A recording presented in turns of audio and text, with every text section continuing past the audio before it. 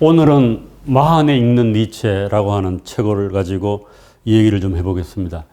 여기도 포인트는 두 가지인 것 같습니다. 마흔이라고 하는 나이가 40, 그 다음에 니체인데 우리나라의 출판계를 보면은 시장성을 고려해서 그런지 앞에다가 나이를 붙인 책들이 꽤 여러 권이 있습니다. 최근에 보면은 뭐 한때는 마흔에 읽는 논어라고 해서 그게 또 성경은 되고 신정근 교수가 쓴 책이 한때 많이 팔린 적이 있고, 그 다음에 이제 마흔에 읽는 니체가 나오고, 최근엔 또 마흔에 읽는 쇼펜하우어라고 하는 책이 나와서 그것도 베스트셀러가 되고 있다고 그럽니다.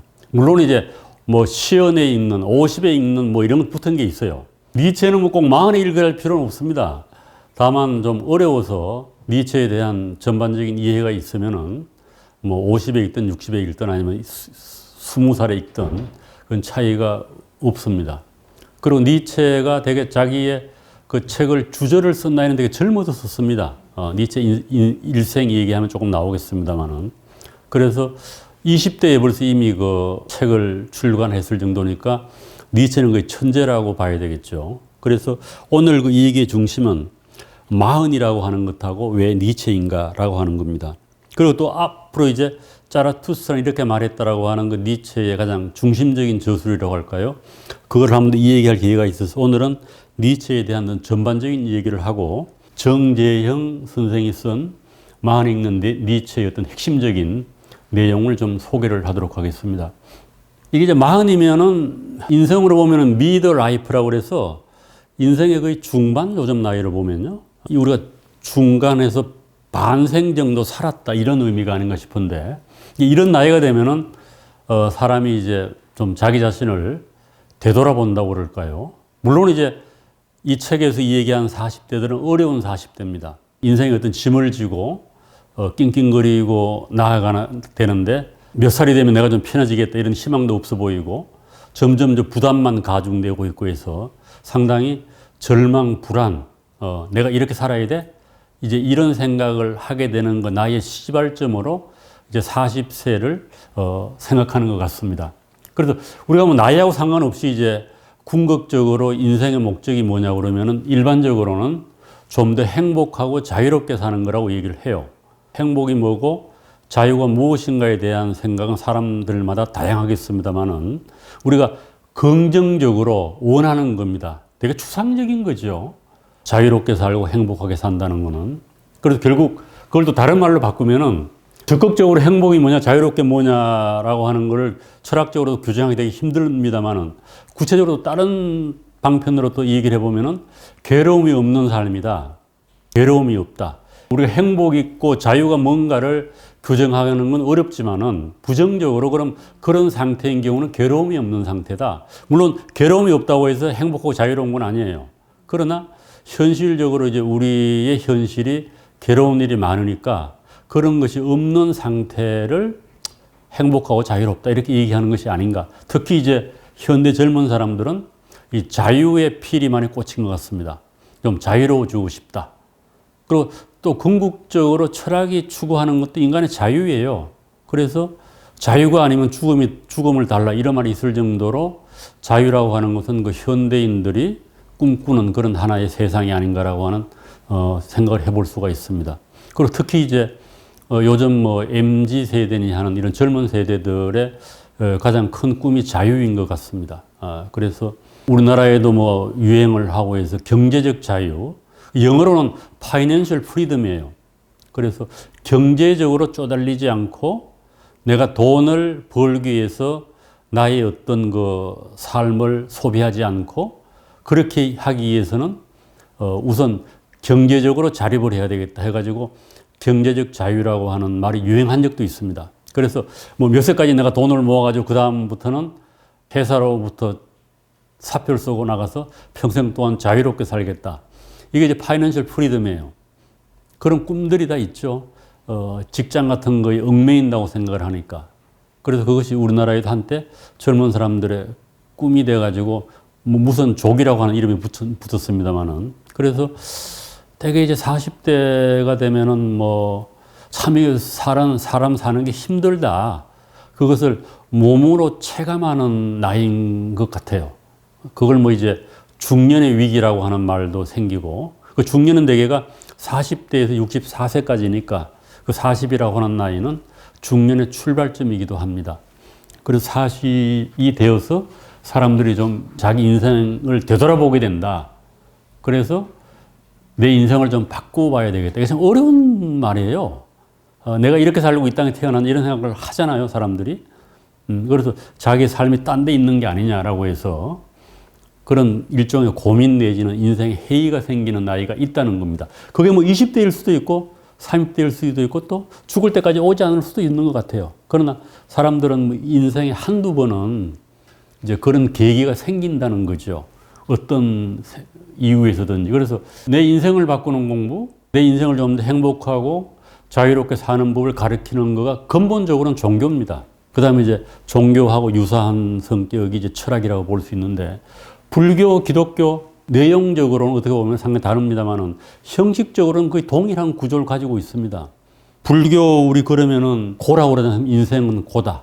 이 얘기가 인생을 보는 상당히 저는 긍정적인 관점이라고 생각을 해요.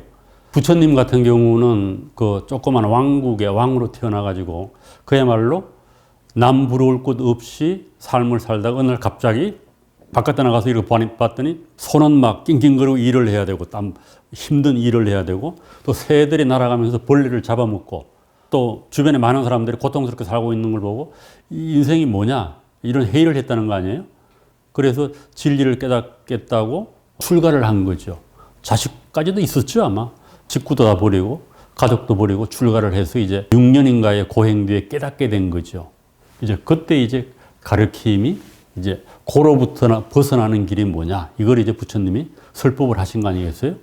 그래서 인생의 어떤 그 컴퓨터 용어로 하고 하면 디폴트 상태, 인생을 무엇으로 보느냐에 따라 가지고 사람이 사는 방식은 저는 많이 틀린다고 봐요. 그래서 부처님은 그 디폴트 상태를 고로 놓은 겁니다. 고. 인생 원래가 괴로운 거야. 그래서 괴로움이 지속되는 건 인생의 본질이지만 그 사이사이에 좀 즐거움이 있으면 그게 좋은 거야.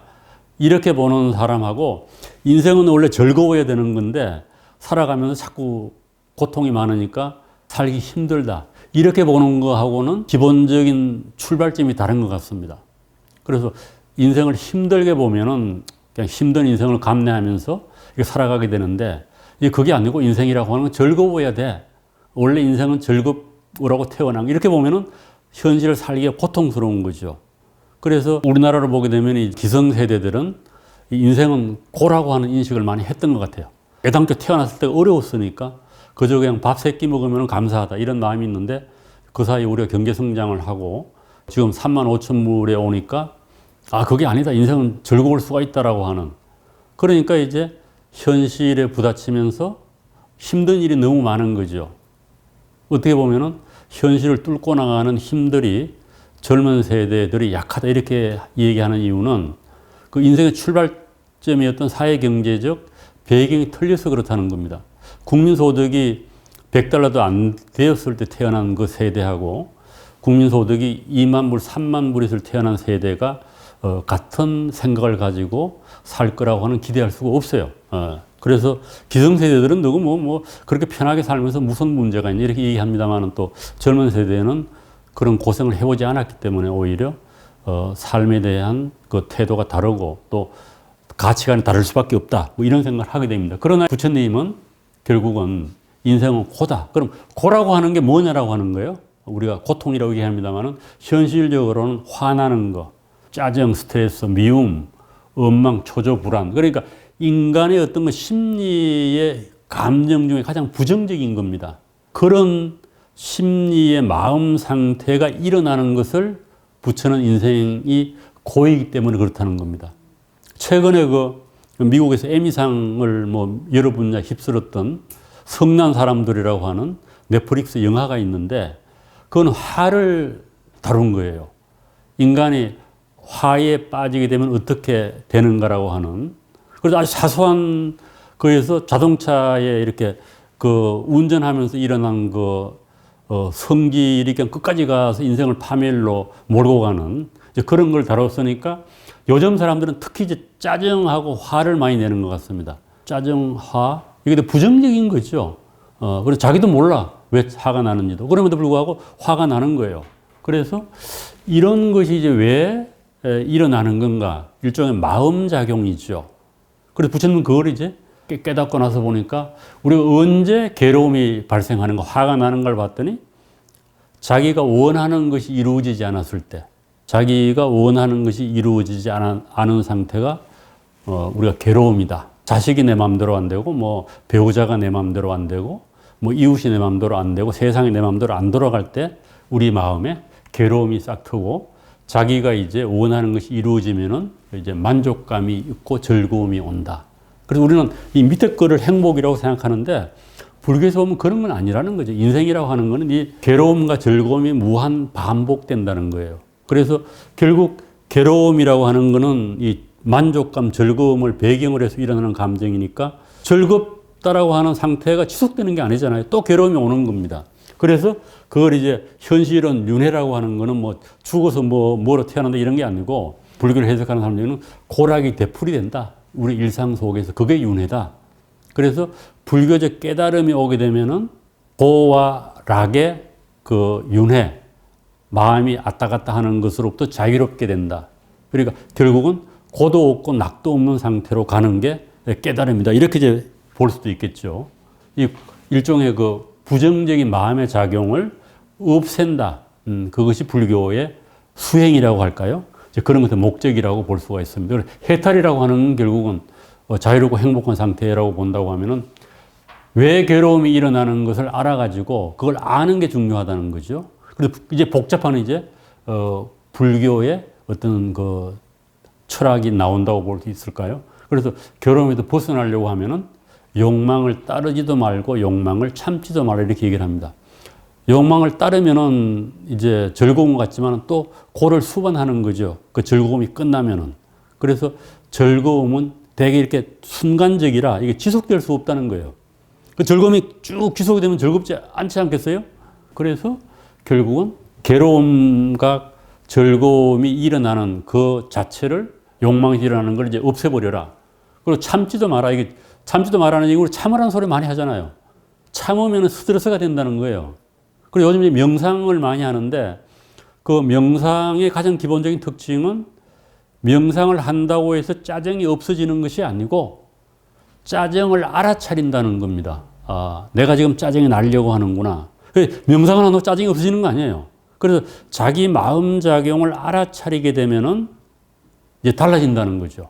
그래서 알아차림 이런 말을 많이 쓰더라고요. 요즘 명상하는 분들 얘기를 들어보면. 그래서 자기 마음이 어떻게 작동하는가를 알면은 그 마음 작동으로부터 어느 정도 자유로울 수가 있고 또 장기적으로는 그 마음의 작동으로부터 벗어날 수가 있는 게 아니겠는가. 뭐 이런 얘기를 이제 요즘 해탈이라고 하는 이름으로 해서 불교가 서구에 많이 침투를 했다고 할까요?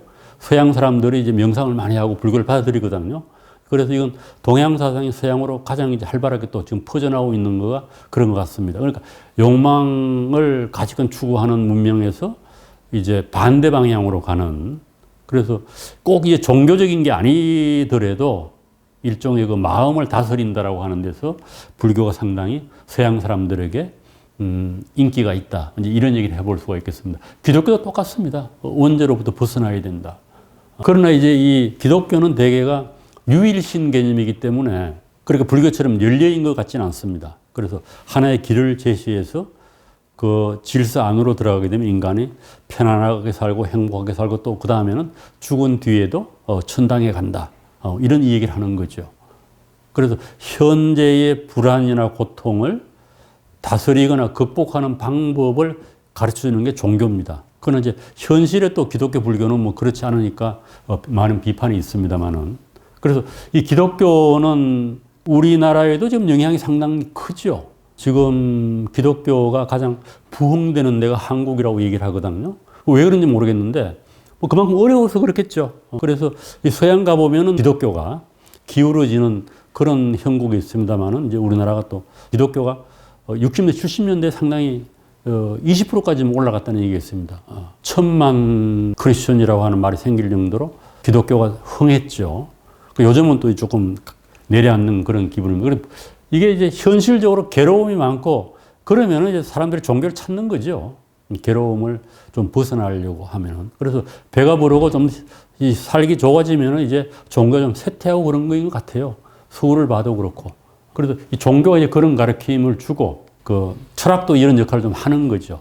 다만 철학은 종교하고 다른 거는 어떤 그 진리가 있다라고 선언하지는 않습니다. 그래서 이제 왜 40인가 이제 그 얘기가 나와서 제가 이것저것 뒤돌아보니까 모든 그런 이런 걸 강조하는 그 가르침의 기본은 우선 생각을 좀 멈추고 너 자신을 돌아보라고 하는 거예요. 우리 철학의 가장 출발점도 소크라테스가 반성하지 않는 삶은 살 가치가 없다. 이 얘기를 했거든요. 이게 반성이 우리나라로 보면은 뭐 옛날 하루에 3번 반성하라 뭐 이런 말도 있잖아요.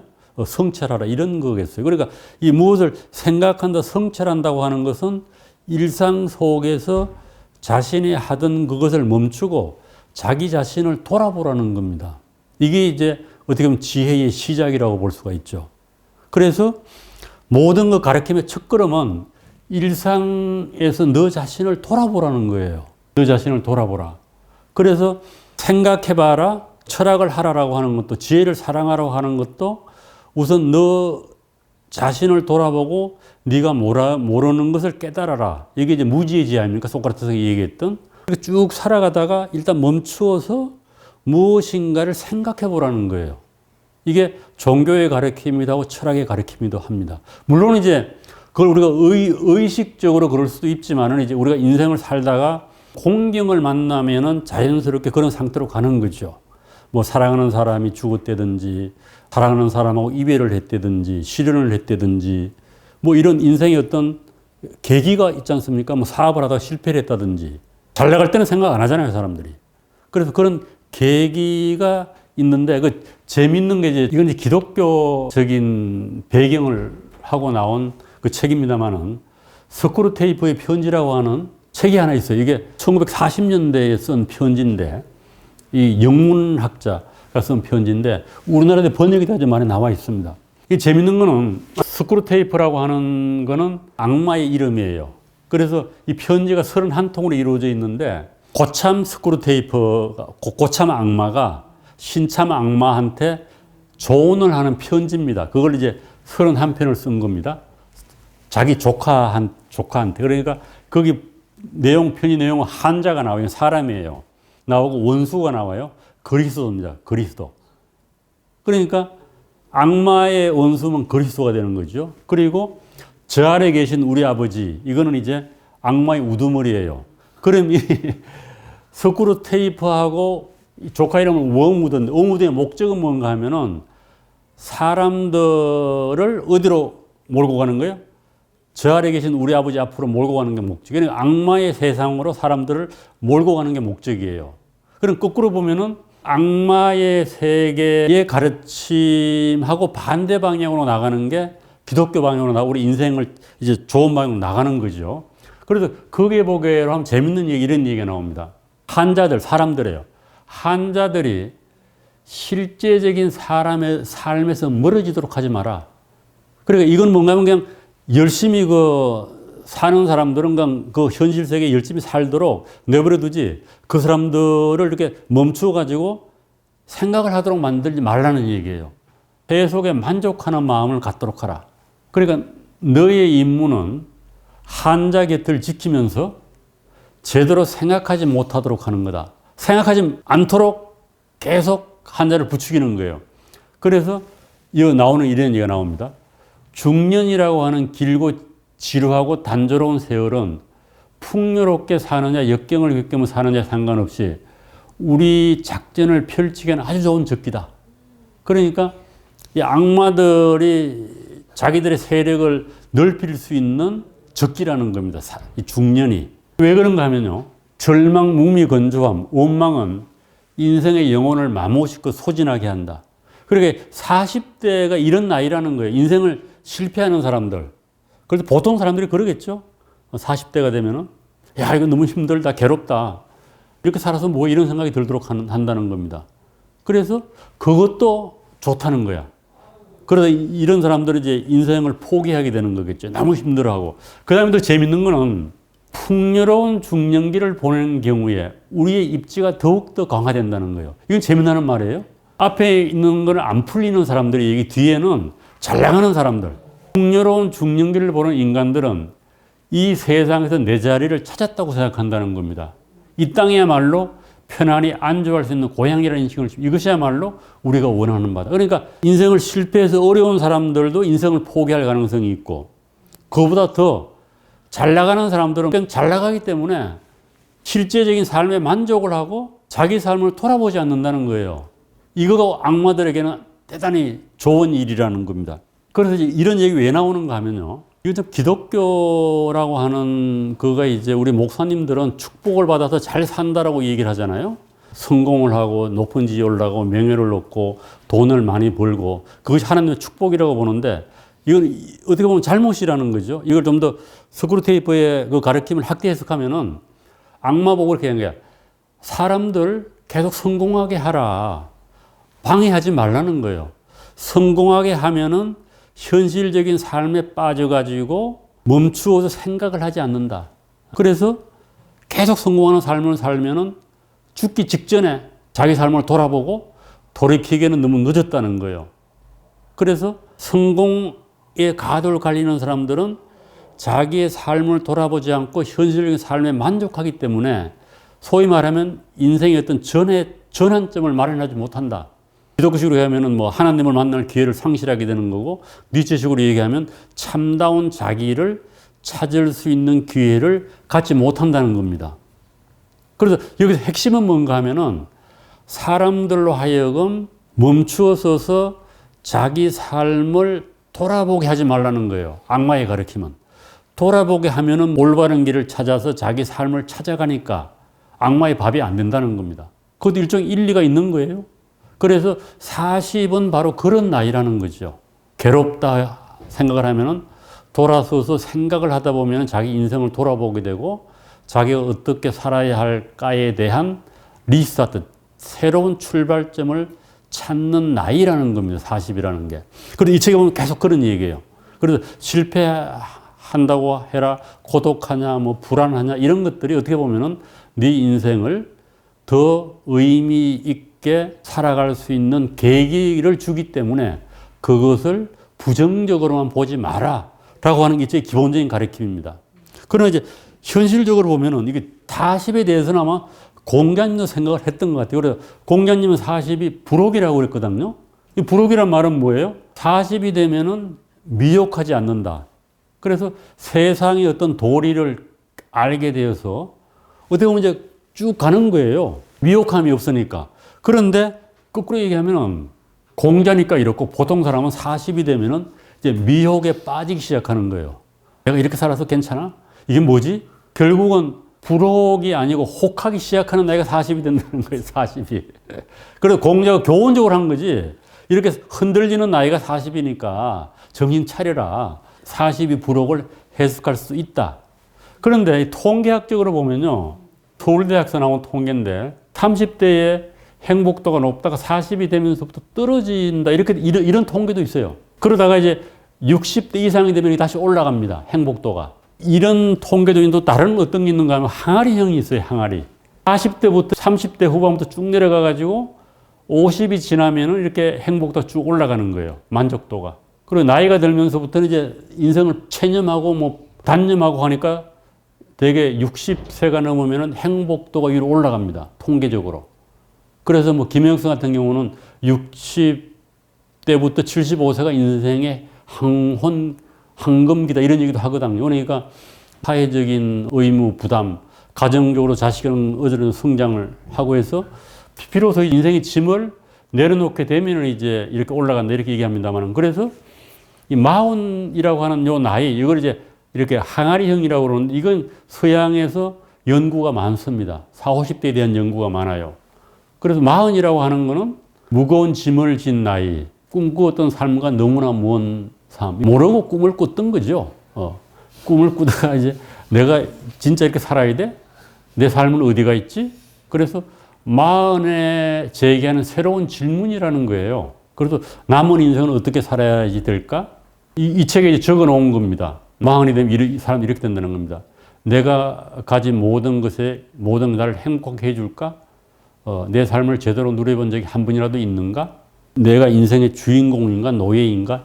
이런 질문을 이제 제기한다는 거죠. 그래서 아마 이 마흔에 초점을 맞춘 이유는 바로 그거인 것 같습니다. 인생의 어떤 그 중반기에서 후반기로 넘어가는 가도기가 마흔이고, 이 마흔에서 내가 내 인생을 어떻게 사랑할 것인가를 찾아야 된다. 그래서 니체가 준 대답은 뭐다? 내일 죽는 것처럼 오늘을 사랑하라. 해가지고 이 책은 크게 보면 4장으로 이루어져 있습니다.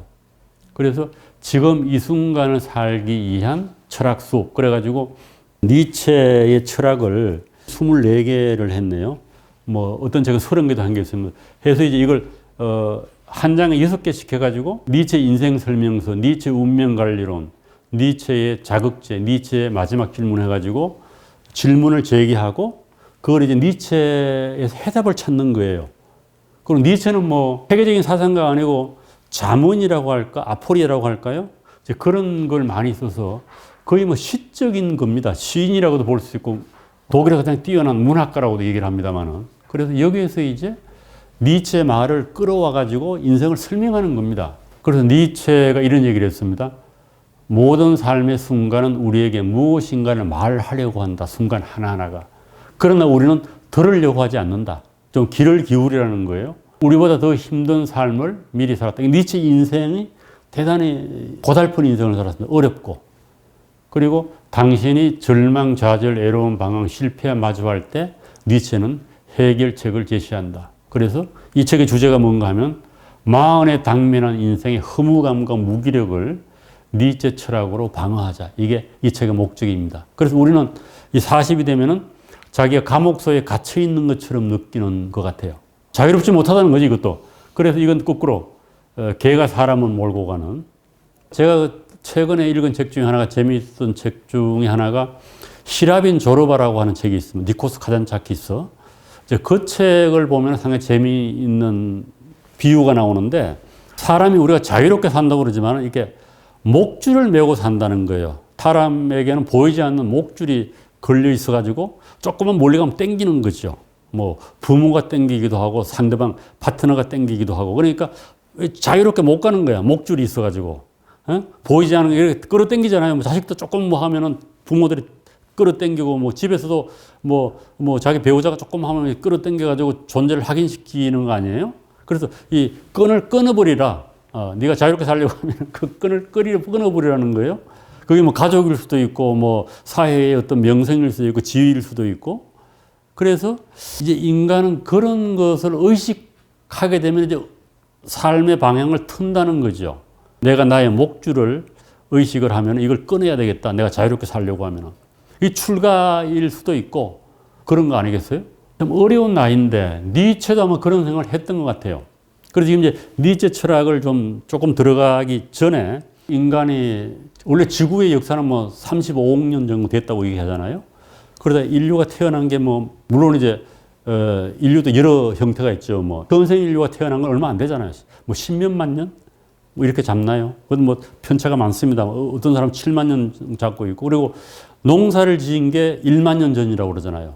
그러니까 인류 문명의 역사에서 농사를 짓기 시작한 대단한 변화입니다. 이게 1만 년 전이에요. 그리고 농경시대의 삶이라고 하는 것은 똑같은 게 반복되잖아요. 똑같은 매년 같은 일이 반복되지 않습니까? 그것이 1만 년 이상 지속되어 오다가 서양으로 보면 1700년대, 800년대 들어오면서 이제 문명의 전환이 일어납니다. 급격하게 문명이 바뀌는 거예요. 그게 뭔가 하면은 산업혁명이에요. 산업혁명. 농업화에서 공업화로 가는 거죠. 물론 이제 이 산업혁명을 계기로 해서 인구가 7, 8억에서 지금 7, 80%도 뛰어요. 수십 년 사이에. 그리고 인간의 생명이 무척 길어집니다. 평균 뭐 지금 우리가 70, 80 얘기하지 않습니까? 그래서 이 산업혁명이라고 하는 게 인류에서는 가장 큰 변화예요. 우리나라는 이게 60년대부터 시작이 된 겁니다. 그리고 산업혁명의 기본적인 특성은 분업이죠. 분업. 일을 나누고 하는 거고 공업화가 되고 상업이 번창하면서 사람들이 시골에서부터 도시로 몰려오는 거예요. 이게 도시화라고 그러지 않습니까? 우리나라도 60년대에 도시 인구는 적고 농촌 인구가 한 7, 80% 됐습니다. 농업 종사자들이 그 정도 많았어요. 지금은 농업 인구가 5%도 안 될 거고 우리나라도. 그러니까 전부 고향을 버리고 도시로 오는 겁니다. 그러니까 이게 도시화가 되면서부터 자기 그 삶의 환경이 엄청나게 변하는 겁니다. 그리고 이제 빈부격차가 많이 일어나게 되고 경제적으로 그 다음에 이 공동체가 파괴되는 거예요. 파괴란 말보다 공동체가 사라지는 거죠. 옛날에는 뭐 평생 태어나가지고 자기가 살던 마을에서 뭐 100리, 150리 바깥으로 안 나가잖아요. 보통 사람들은. 가거라도 보면 멀리 나갑니다만. 그러니까 삶의 환경, 주변에 있는 사람들이 평생 같이 가는 거예요. 지족사회 뭐 이런 농촌의 공동체라고 하는 게. 그러나 도시화가 되는 걸 뿔뿔이 흩어져 나오니까 공동체가 없는 거죠. 그래서 개인주의가 등장하고 사회적 연대가 파괴됩니다. 그리고 전통적인 가치관이 붕괴가 되고, 그래서 이걸 이제 뒤르케임이라고 하는 프랑스의 사회학자는 아노미 현상이 나타난다고 얘기를 했습니다. 니체하고 비슷한 시기에 산 사람이에요.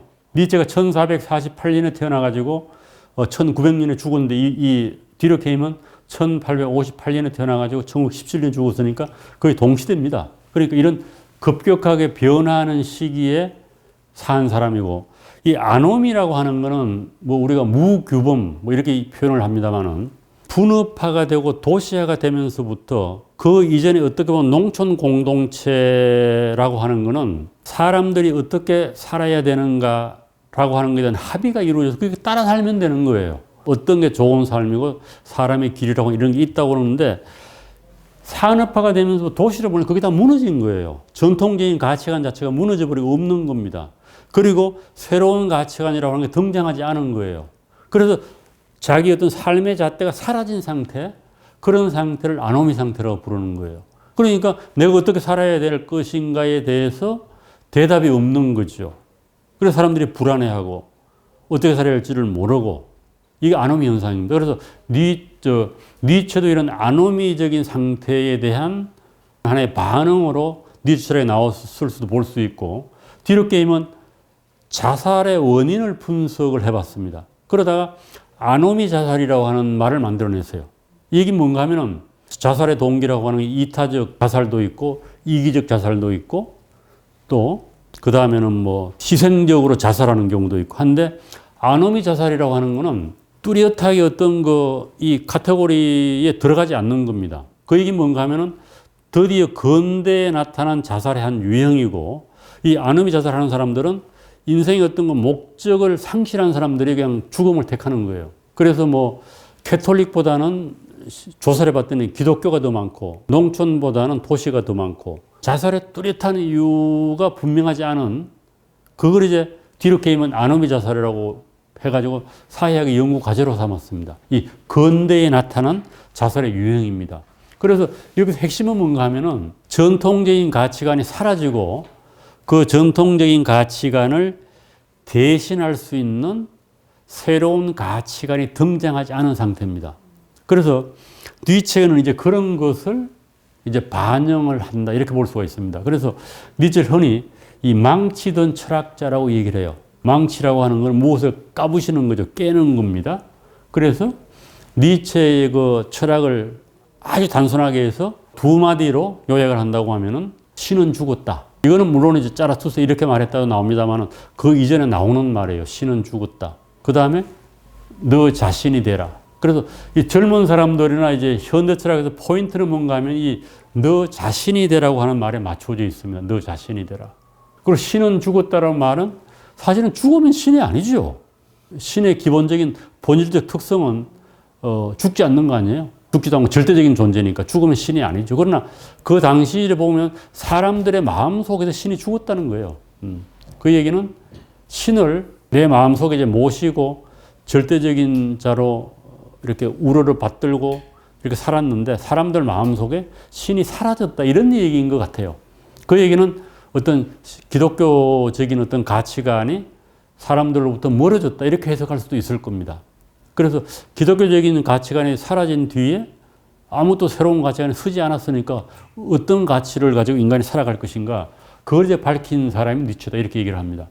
그런데 이제 이 니체가 자꾸 이렇게 어렵다, 우리가 괴롭다, 뭐 불안하다, 화가 난다, 뭐 이런 것하고 연관되는 이유는 니체의 인생이 대단히 고통스러웠습니다. 그래서 그런 니체하고 연결시켜서 아마 이 얘기를 하는 게 아닌가 해서 니체 인생을 잠시 보게 되면은 1844년에 르켄에서 목사의 아들로 태어납니다. 자기 할아버지도 목사예요. 루터가 목사입니다. 그리고 자기 외가 쪽도 목사고, 목사의 아들 태어나가지고, 이게 동독 땅이었습니다. 제가 한번 갔다 왔는데 그 니체 생가를 동독 땅이었어요. 지금 교회 비슷하게 남아있습니다. 묘지도 있고. 그래서 5살 때 아버지가 사망을 하고, 다음에 동생이 사망을 합니다.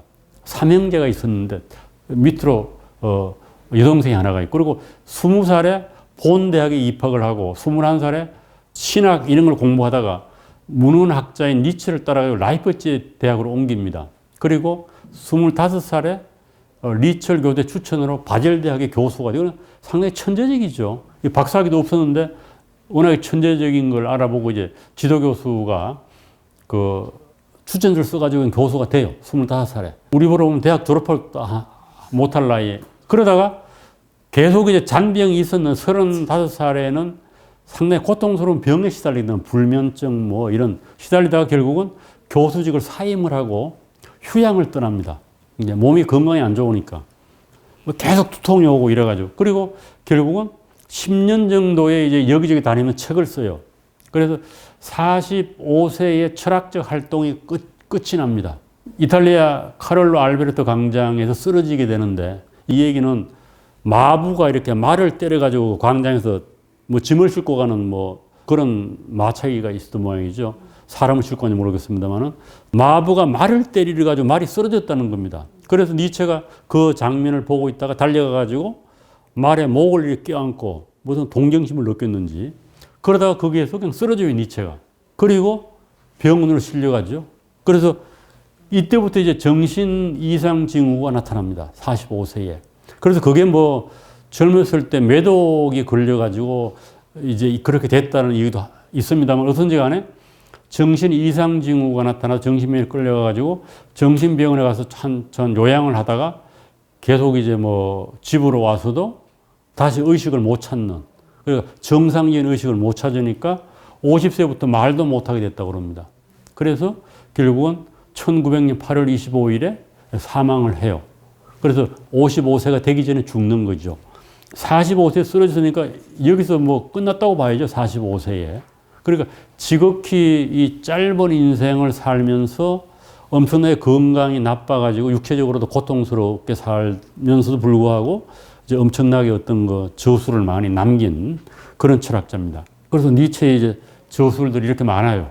죽은 뒤에 뭐 권력의 의지가 나오기도 하고 1872년에 20대 후반이죠. 비극의 탄생이라고 하는 걸 쓰고 인간적인, 너무나 인간적인 아침노을. 그리고 1883년서부터 85년까지에 걸쳐서 짜라수스는 이렇게 말합니다. 이 가장 유명한 작품입니다. 83세면은 뭐 40이 안 됐죠. 이거는 1부, 2부, 3부, 4부로 나누어서 출간을 했는데 안 팔렸다고 그래요. 책이 그 당시에는. 그래서 4부 같은 거는 안 팔려가지고 자비 출판을 했다고 그럴 정도로 안 팔렸다고 그래요. 그래서 뭐 30분가를 찍어가지고 친구들하고 나눠봤다 이런 얘기가 나올 정도로 당시에 니체가 인정을 못 받았다고 그러나 안 팔렸는데 그리고 뒤에 그럼에도 불구하고 책을 쭉 냅니다. 1890년에 네덜란드인가 어디에 어떤 덴마크인가요? 철학 교수가 이제 니체 철학을 자기 강의에서 소개를 해서 이름을 좀 알려지기 시작했다고 그래요. 1890년 되면 이미 니체는 의식이 없는 상태니까 뭐 그런 줄도 모르고 뭐 니체가 요즘 같으면 막 불려다닐 텐데 그것도 아니었겠죠. 그러다가 이제 이렇게 20세기로 넘어오면서부터 니체는 주목을 받기 시작을 합니다. 여기서 이제 이 사람을 보라고 한 니체의 자서전입니다. 그리고 이제 니체에 가장 영향을 많이 끼친 철학자는 쇼펜하우예요. 20몇 살에 쇼펜하우의 책을 우연히 헌책방에서 보고 아 이건 나를 위해서 쓴 책이다. 이걸 느꼈을 정도로 쇼펜하우에 상당히 빠졌다고 얘기를 합니다. 그 다음에 바그너 음악가죠. 그래서 바그너하고 물론 결별을 합니다. 처음에는 좀 가까웠다가 그리고 뭐 루살로메라고 하는 거 유명한 여자하고 니체가 마음에 들어 했는데 결국은 성사를 못 시키고 그래서 니체 인생이 대단히 불행하게 끝을 맺었다. 이렇게 볼 수 있습니다. 이렇게 고통 속에서 인생을 살면서도 너 자신을 찾아가라고 하는 그런 메시지를 던졌기 때문에 이제 오늘 우리에게 큰 의미가 있다. 뭐 이렇게 보는 것 같습니다. 서양의 기독교하고 서양 철학을 전면적으로 부정하고 니체 철학이 나온 거예요. 전통적인 어떤 그 철학과 종교에 대한 부정이니까 서구의 정신사를 부정하고 새로운 출발을 해야 된다라고 하는 그런 주장을 한 게 니체입니다.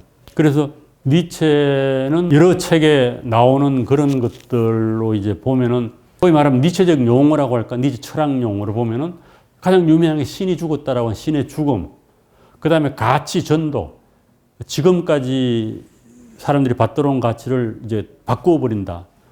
영원 회귀. 이거는 이제 영구 회귀라고도 번역을 합니다만 이거는 불교적인 것도 있고 그 영혼의 불멸성 같은 권력의 의지. 이거 대단히 유명한 말인데 빌레주 마하트라고 하는 건데 이걸 뭐 우리말로는 힘의 의지라고도 번역을 하는데 이진우 교수는 힘은 크라프트라고 해서 마하트하고 좀 다르기 때문에 물리적인 개념이 아니다 이거. 그래서 우리 힘 그러면은 힘의 법칙 이런 게 있지 않습니까? 그래서 물리적 용어인데 그게 아니고 정치적이고 어떤 그런 용어이기 때문에 권력이라고 번역을 하는 게 좋겠다 이렇게 얘기를 해요. 그래서 학계에서는 힘의 의지로 통일을 하자고 얘기를 했습니다만은 이진우 선생은 권력의 의지로 쓰는 게 더 정확하다 이렇게 얘기를 하더라고요.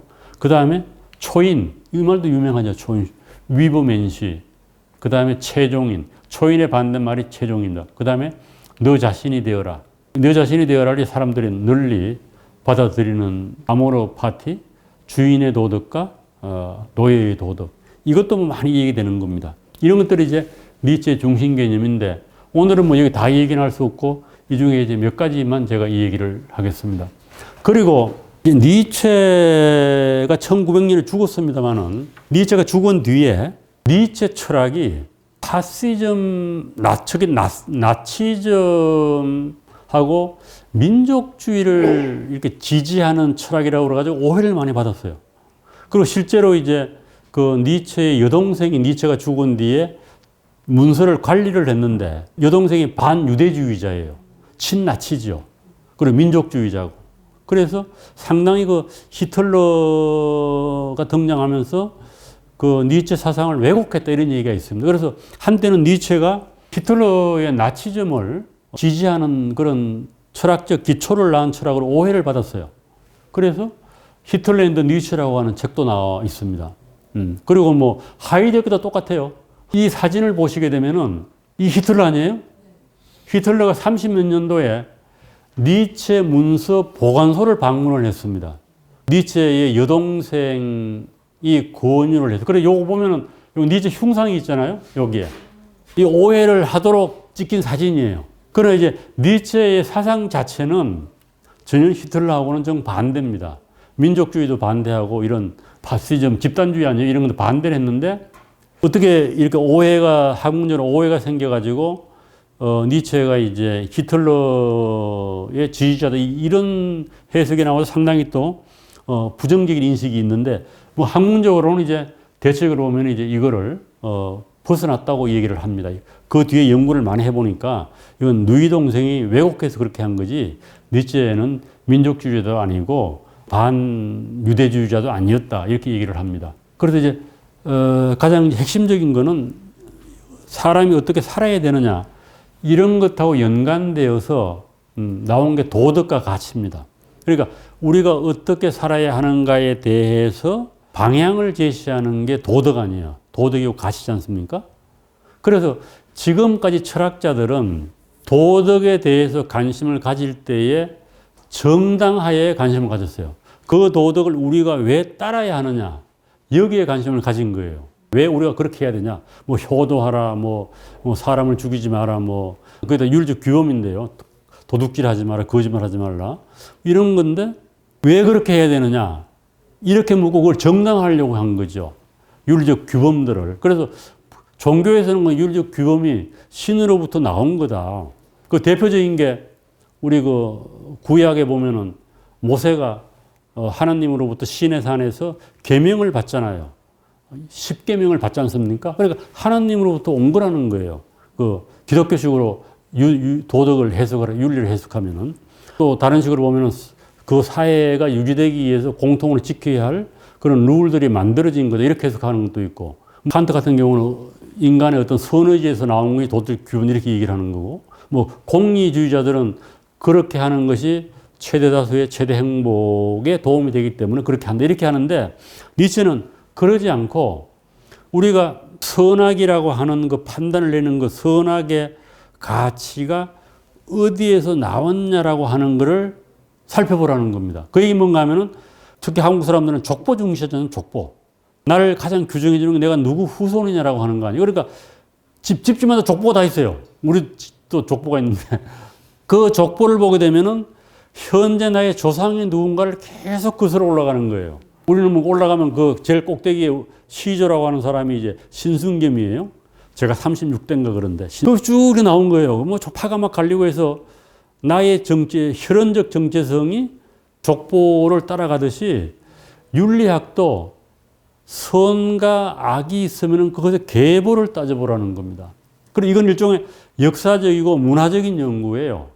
그게 왜 정당하냐 이거 따지지 말고 그런 가치가 생겨난 그 과정을 한번 살펴봐라. 역사적 과정을. 그것이 도덕의 계보학입니다. 족보학이에요. 도덕의 족보를 살펴보게 되면은 현재 우리가 윤리 규범이라고 생각하는 것들의 의미를 알 수가 있다. 니체는 그렇게 보는 겁니다. 그래서 결국 도덕의 계보학은 현재 도덕적 관행이 어떻게 형성되었는가를 살피는 학문입니다. 살펴봤더니 니체가 보기엔 전혀 근거가 없는 거예요. 그게. 그래서 우리가 현재의 도덕이라고 하는 거는 비이기적인 거죠.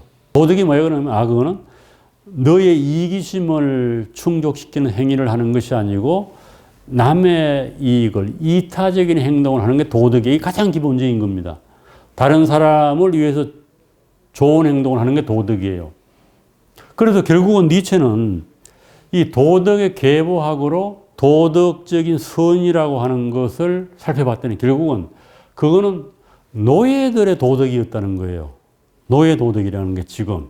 그래서 결국은 우리가 지금 도덕적으로 살기 위해서 피해야 된다고 하는 이기적인 가치. 우리는 지금 이기적인 가치는 비윤리적이라고 보지 않습니까? 이기적 가치가 한때에는 지배적이고 고상한 도덕의 에토스로 사회적으로 인정된 때가 있었다는 거예요. 그러니까 니체는 도덕이 지금 이게 왜곡됐다는 겁니다. 원래 도덕적으로 선하다라고 하는 것은 자기 자신을 위하는 거고 이기적인 행동이었는데 어느 시점에 그것이 바뀌었다는 거예요. 그 바뀐 시점을 원흉으로 잡은 것이 기독교의 성직자입니다.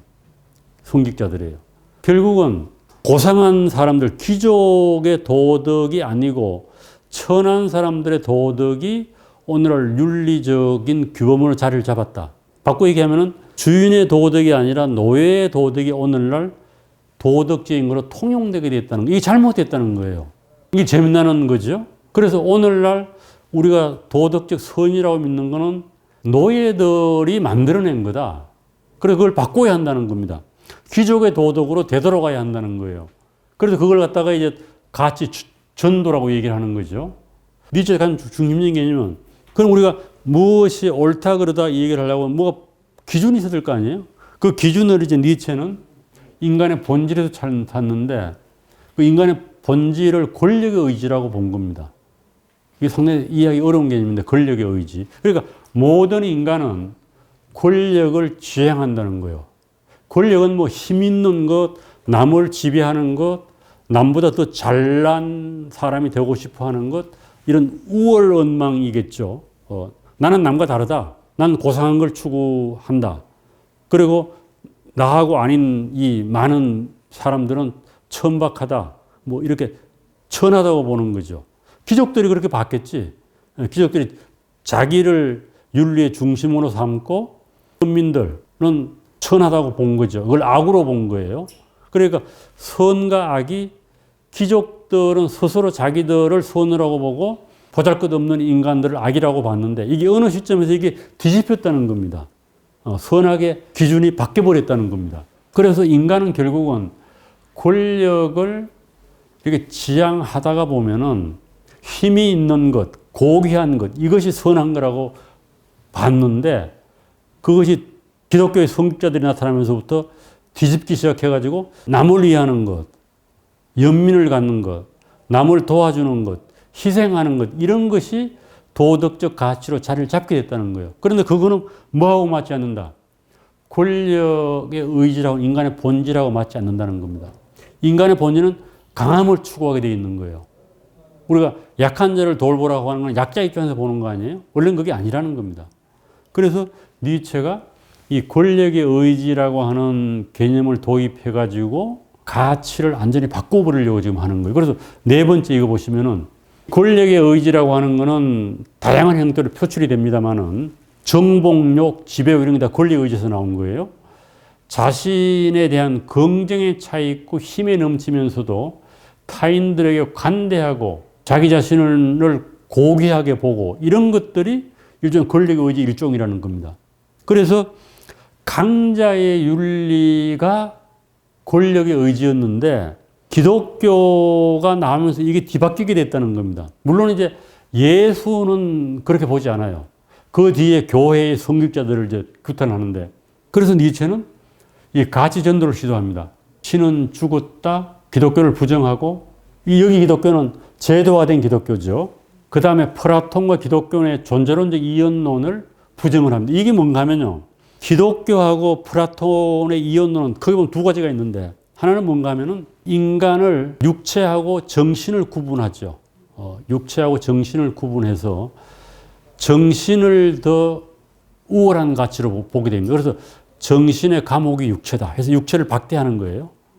금욕을 주장을 하고. 그래서 영혼이 영원 불변하고 육체는 순간적으로 있는 것이기 때문에 우리 인간은 육체를 낮게 평가하고 영혼을 높이 평가해요.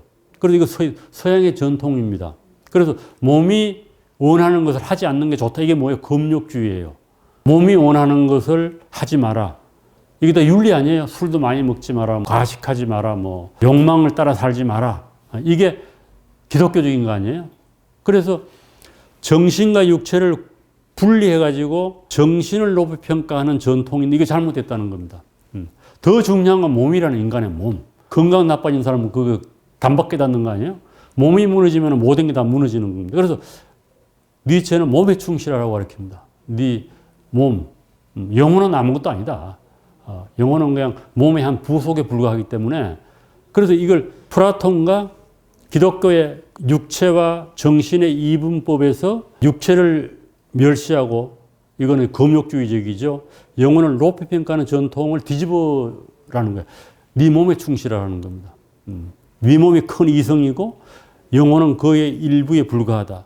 그러니까 몸의 철학이 나온 거예요. 니체가 몸이 약해서 그랬을 수도 있죠. 네 몸을 튼튼하게 하고 강건하게 하라. 이렇게 가르친 거고. 두 번째는 뭔가 하면은 플라톤은 이원론이에요. 이 세상이 우리가 이 감각으로 인식하는 세계가 있고 이성으로 인식하는 세계가 있는 걸 이데학이라고 그랬습니다. 이 감각으로 인식하는 세계는 이 현실계고 그래서 이데학계가 참된 세상이라고 본 거예요. 그건 이성으로만 알 수 있는 거죠.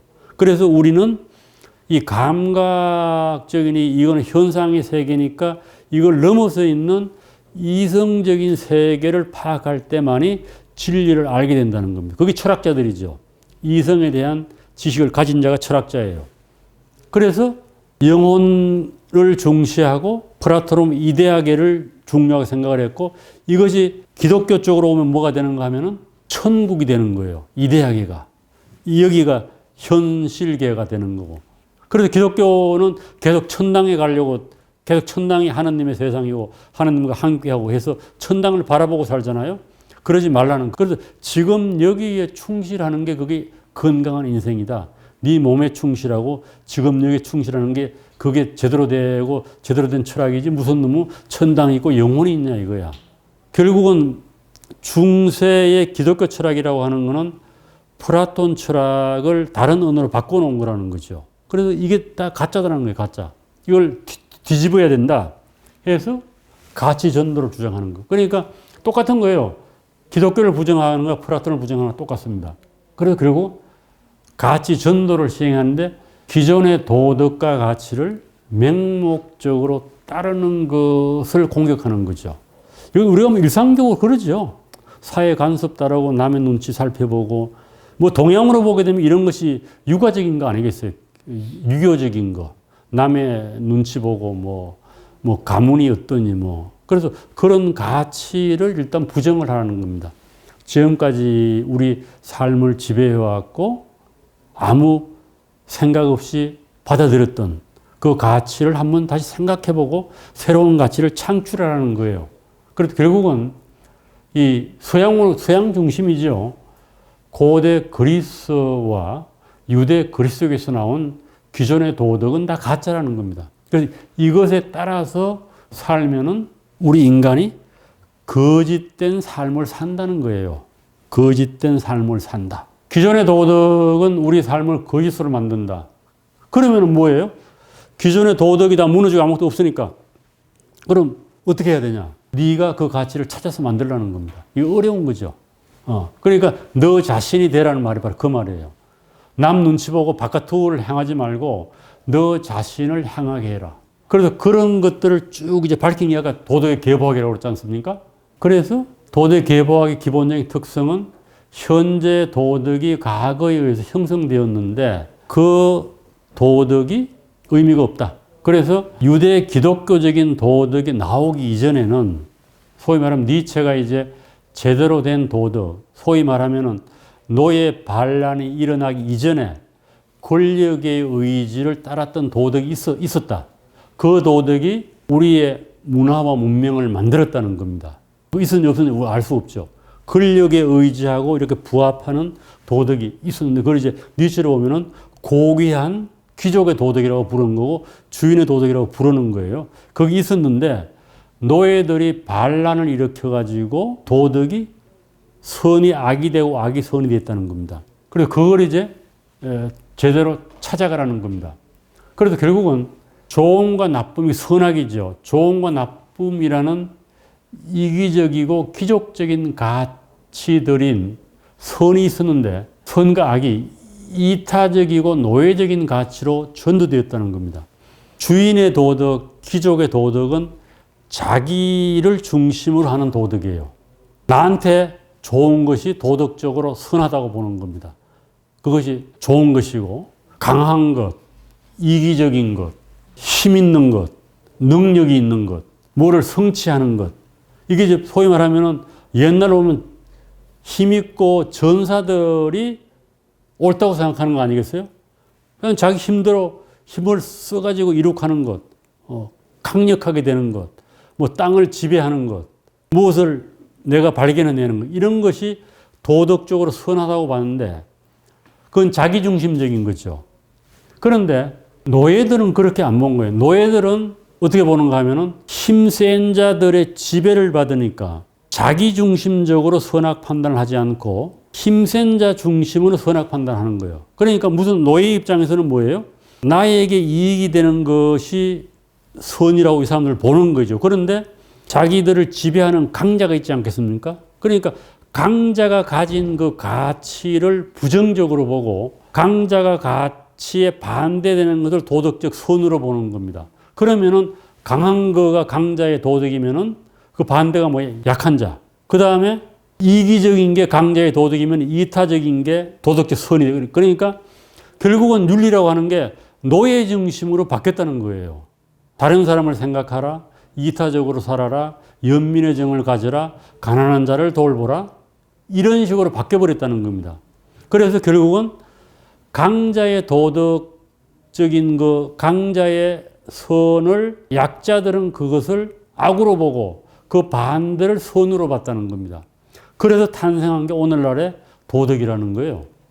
기독교 도덕이라는 그런 거예요. 기독교 도덕은 그런 거 아니에요. 가난한 자를 보살펴라, 힘 있는 자를, 약자를 보살펴라, 뭐 이런 거 아니겠습니까? 그러니까 선악은 노예들이 자신을 억압하고 강하고 고귀한 자들을 우선적으로 악하다고 평가하고 그 다음에 자신을 선하다고 판단으로 생겨난 도덕적 가치 평가라는 겁니다. 그래서 노예들이 바라보는 악은 결국 귀족들의 관점에서 보게 되면 그게 뭐에 선이 되는 거예요. 그래서 결국 니체는 권력 의지하고 맞는 도덕이 주인의 도덕이고 귀족의 도덕인데 그것이 약자들이 세상을 지배하면서 바뀌어가지고 악이 돼버렸다는 겁니다. 그래서 이걸 뒤바뀌라는 거예요. 그래서 이게 가치의 전도가 일어나는 거죠. 이것도 일종의 도덕의 계보학적으로 일리가 있는 것 같기도 해요. 그래서 약자들이 강자한테 대해서 우리 옛날에 르상티망이라고 하는 그런 용어가 있었지 않습니까? 그래서 그것을 심리적으로 해소하기 위해서 만들어낸 도덕이 약자의 도덕이고 그게 노예의 도덕이다. 그래서 이타적으로 살아라. 힘 있는 사람은 돌보라. 공경심을 가져라. 뭐 이런 게 도덕으로 됐는데 이거는 인류 문명 발전하는 전혀 도움이 안 된다는 거예요. 그런 측면도 있죠. 강한 젤이 나타나가지고 뭐를 막 만들고 까부시고 점령하고 이런 것이 인류 문명의 어떤 발전의 원동력이었다고 본다고 하면은 오늘날의 어떤 도덕적 선이라고 하는 건 취약하게, 약하게 거지없다는 겁니다. 그래서 문화와 문명이 발전하기 위해서는 결국은 능력 있는 사람, 강자, 지혜로운 사람이 역사의 중심으로 등장해야 되는데 이런 사람들을 다 오늘은 나쁜 사람들로 본다는 겁니다. 나쁜 사람으로 본다. 그래서 결국은 서양이 결국 약자 중심의 도덕으로 넘어가 가지고 이 문명의 힘을 잃었다 이렇게 보는 것 같아요. 그래서 대담한 담대한 사람, 용기 있는 사람, 혁신자들을 죄인 취급을 했다. 결국은 현재의 그 도덕을 따라 살게 되면은 문명과 문화가 창립될 수 없었다. 뭐 이렇게 얘기를 해요. 그래서 이건 대단히 어떤 니체가 현실적으로 이렇게 약해서 이런 걸 뒤집어서 갈망과 희망을 표현했다. 이렇게 얘기도 하기도 합니다. 그래서 뭐 니체는 이 상징적인 새가 독수리예요, 독수리. 독수리고 사자 이런 건데 현실의 니체는 뭐 비둘기였다. 뭐 이렇게 얘기하는데 너무 힘도 없는. 그래서 오히려 이 현실에 연약한 자기를 이상교로 투사한 게 아니냐 이런 얘기도 합니다만은 그래서 결국 니체가 이렇게 보는 거니까 이거는 서양 문명이 어떻게 보면 이걸 뒤집어서 보는 거죠. 그래서 노예의 도덕으로부터 벗어나라. 다른 사람을 위해서 봉사하는 삶, 자기 부정, 자기 희생. 이거 인류 문명의 발전에 전혀 도움되고 이건 약자들의 관점에서 본 도덕이다. 이건 권력에 의지하고 어긋난다. 그래서 이런 가치는 인류를 몰락으로 이끌고 간다. 그래서 문화와 문명을 만드는 것을 부정하게 된다. 그래서 노예도덕은 희석되어서는 안 된다. 뭐 이런 얘기를 니체는 하고 있고 이걸 가치를 부정했다고 얘기하고 그럼 어떻게 할 거냐? 새로운 가치라는 게 뭐냐? 이건 한마디로 얘기하면 뭐예요? 네가 만들라는 겁니다. 네가 결국은 가치의 주인이 된다. 다른 세계가 없기 때문에 결국은 이 새로운 도덕은 인간 하나하나가 만들어야 한다. 권력의 의지에 따라서 대담하게 자신의 가치를 만들어 나가라. 그러니까 결국은 고귀한 자가 되고 위부면시가 되고 강한 자가 되고 주인이 되라는 거예요. 하나하나가. 노예처럼 살지 말고. 그래서 이런 얘기를 하는 겁니다. 결국은 용감하고 모험적인 사람은 갈등을 자극하는데 그 갈등은 인간을 가장 멀리 뻗어나가도록 할 수 있는 힘이다. 그래서 약자하고 강자가 있으면은 강자의 삶을 살라는 겁니다. 이게 자기 실현의 삶이고 나답게 사는 거다. 그래서 결국은 결론은 나답게 살아라. 사람들이 좋아하는 말 아니에요? 나답게 살아라. 어떻게 사는지는 모르겠어. 그래서 자기 자신을 사랑하라. 수시로 내가 어떤 사람인지를 고민한다. 마음이 이끄는 일을 한다. 즐거운 일을 한다. 그런 거 아니겠습니까? 자기 자신을 극복한다. 이런 얘기를 니체가 하고 있는 겁니다. 그래서 결국은 니체의 정신은 한마디로 얘기하면 자유정신이다. 너는 너의 주인이며 동시에 내 자신의 미덕의 주인이 되어야 한다. 네가 너의 주인이 되라. 그래서 방황하는 것은 생각을 하여서 너 자신에게로 돌아오게 할 수 있는 거다. 이상주의 같은 거 버리고 현실에 충실하라는 거예요. 그래도 이제 이 책에 이제 보면은 뭐 자유정신을 가지려면 어떻게 해야 되냐 해가지고 뭐 4단계로 설명을 하고 있습니다. 그래서 자유정신은 스스로 자기 자신을 다시 소유하게 된 자유로운 정신이다.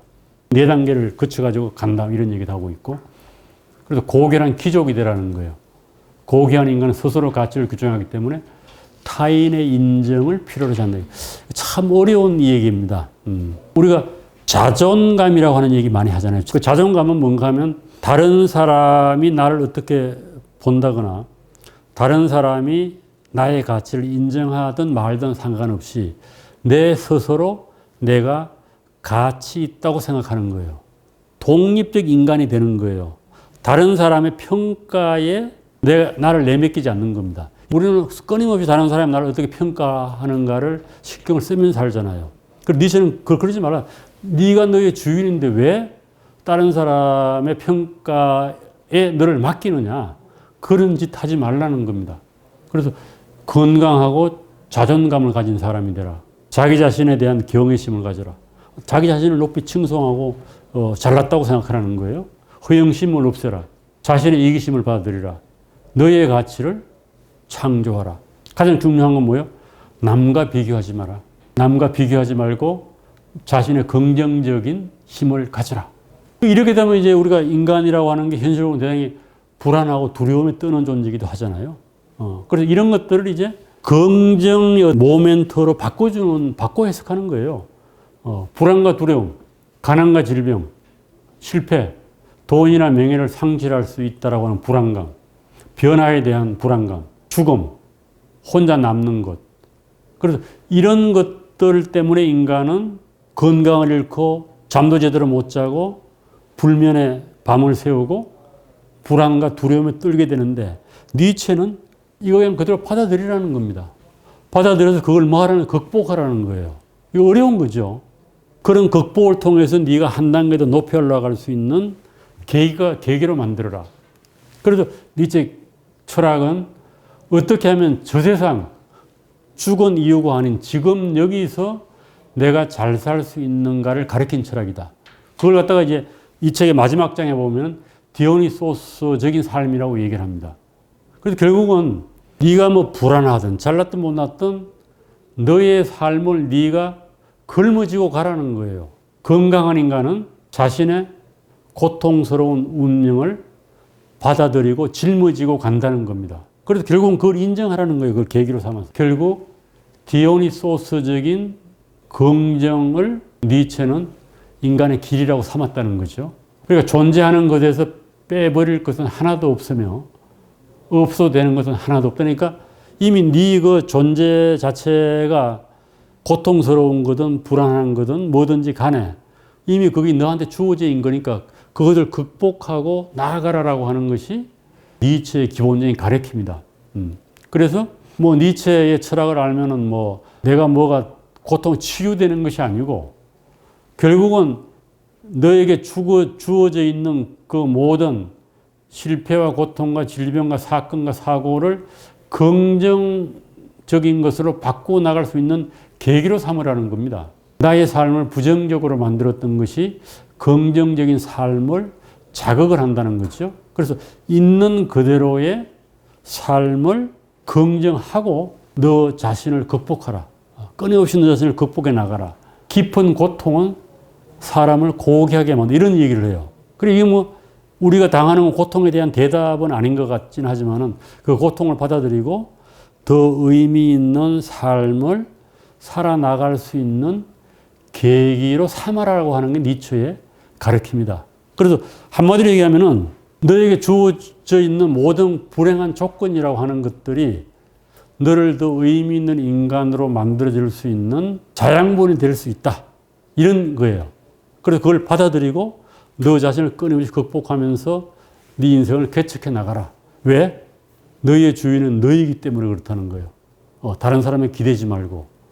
이게 니체의 가르침인데 우리가 보통 사람으로 받아들이기는 상당히 힘든 자기 자신을 강하게 만들어 나가야 한다. 스스로 훈련을 해서 멘탈을 강하게 만들라.